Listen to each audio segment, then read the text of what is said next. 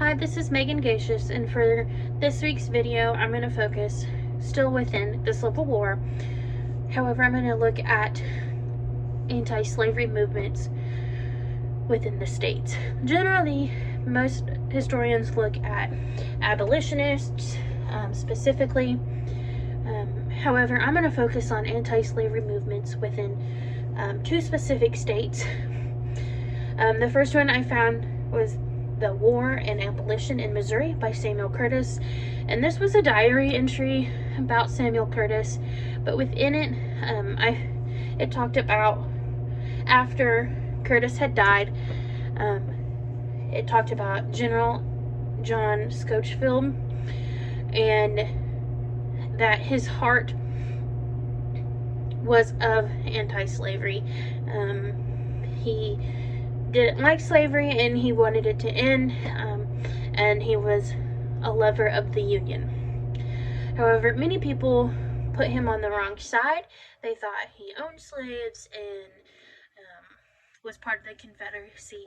But in this account, it talks about how he was involved in different organizations and supporting the Union, and how he participated in many conservative movements in hope to preserve the Union in Missouri. So he really fought for anti-slavery within Missouri. The next article I found was the Tennessee anti-slavery movement and the Market Revolution through 1815 through 1835 by Caitlin Fitz. And I thought this was interesting because it talked about anti-slavery movements before the Civil War,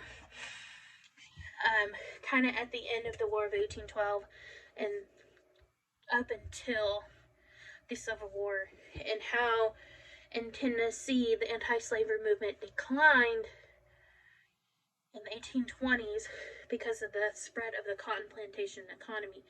But it didn't just talk about how they made their money with cotton plantations, about the effects of losing slaves on the farming community on the other side, that it wasn't just cotton plantations, it was farmers that would lose money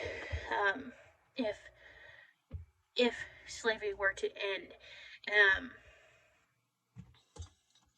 And it just kind of went back and forth, this document. She just really talked about how the anti-slavery movement was at times very popular in Tennessee and times that it wasn't popular.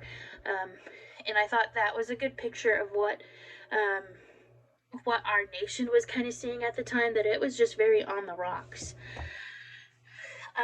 And finally, I found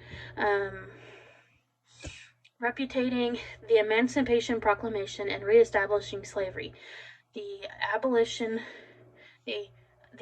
of slavery in the lower Mississippi Valley in the United States by John C. Rodich.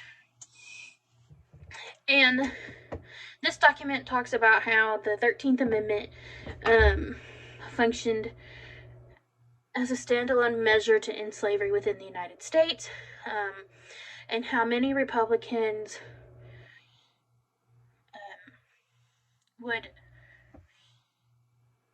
wondered how this would happen, how this process would take place, and eventually they came to the decision that Reconstruction,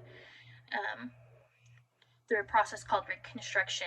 And even after Reconstruction, a lot of anti-slavery people still brought up what if situations. They're still scared that this Civil War could come back. Thanks for listening.